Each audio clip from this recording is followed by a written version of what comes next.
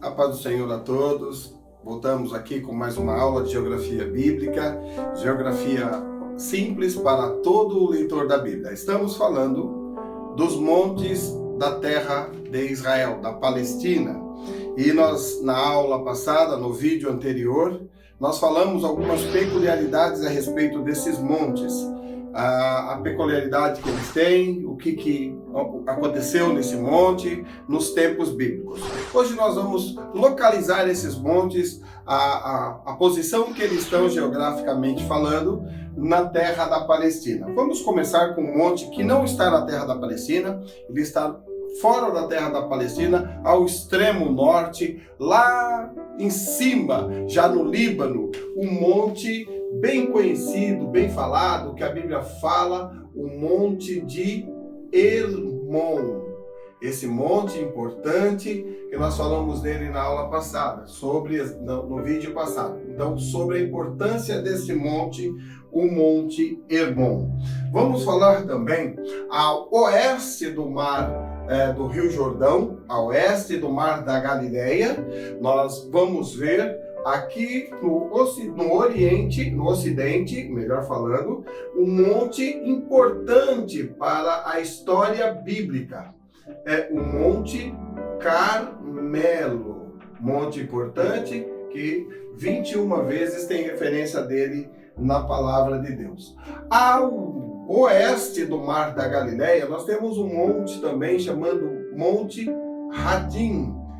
Esse monte também ele tem a sua importância, porque ao sul deste Monte Radim nós temos um monte também muito falado na aula passada, o Monte Tabor. Já ao oeste do Monte Tabor, nós temos na peculiaridade dois montes. Eu já vou desenhar um ao norte e outro ao sul. Porque esses dois montes eles têm uma referência bíblica, que são os montes da bênção e da maldição, que é o Monte Ebal e o Monte Gerizim. Então são esses dois montes, o monte da bênção e da maldição. E a peculiaridade da maldição, nós também já falamos a respeito disso na aula passada. Ao sul do Monte Gerizim, nós temos um monte que já está bem ao sul da Palestina, um monte também muito importante, que foi falado, que é o monte do Senhor Jesus, Monte Sião, monte aonde hoje está lá, então, a cidade de Jerusalém. Hoje é a cidade de Jerusalém. Nós temos ao leste do Monte Sião um monte importante. Este monte, muito conhecido na Bíblia, que é o Monte Moriá. Como nós falamos, a peculiaridade desse monte é o monte que Abraão, vai sacrificar o seu filho Isaque, o monte da provisão. Nós temos ao sul um outro monte de muita importância, vou fazer ele um pouquinho maior. Por quê? Porque este monte está em Zacarias 14, que é o Monte das Oliveiras. Que monte é esse? Esse monte que é um monte escatológico, um monte importante para a terra da Palestina. Nós temos então ao oeste do Jordão, ou seja, aquém do Jordão, nós temos então esses montes que são importantes para a história bíblica. Agora nós temos os montes da Transjordânia, ou seja, são os montes que não pertencem à terra da Palestina, ou seja, os montes daquém do Jordão. Que monte é esse? Nós temos 3 montes. Aqui ao extremo norte, ao leste do lago de Merom, nós temos os montes de Bazã, uma cadeia de montes de Bazã. Já ao leste do Mar da Galileia, nós temos outro monte de muita importância, que é o Monte de Gileade. É uma cadeia de montes também, né, na terra de Gileade. Já ao sul, descendo bem ao sul, já ao norte do mar salgado, nós temos um monte também que tem a sua grande importância, que é o Monte Nebo, que nós falamos que ele está ali, então, na cadeia de montes de Abarim. Então nós vimos os montes. A oeste são os montes da Palestina. E ao leste nós temos os montes extra-palestínicos, ou seja, são montes da Transjordânia. Então aqui nós temos a posição dos montes. Tem um outro monte que é muito importante. Eu vou colocar ele aqui para efeito, porque na aula passada foi colocada, que é o monte em que nós conhecemos ele como o Monte Sinai, ou seja, a cadeia dos montes do Sinai. Aqui, onde Moisés, em Horebe, Moisés vê a sarça ardente. Este monte também já não é da terra da Palestina, ele já está lá no mar, perto do Mar Vermelho, nas proximidades do Mar Vermelho, dizendo, e ele estando aqui nas proximidades do Mar Vermelho, ele já saiu da terra da Palestina ao extremo sul, ou seja, então nós falamos de um monte Hermon, o monte de Bazã, o monte de Gileade, o monte Nebo e o Sinai, que são montes extra-palestínicos.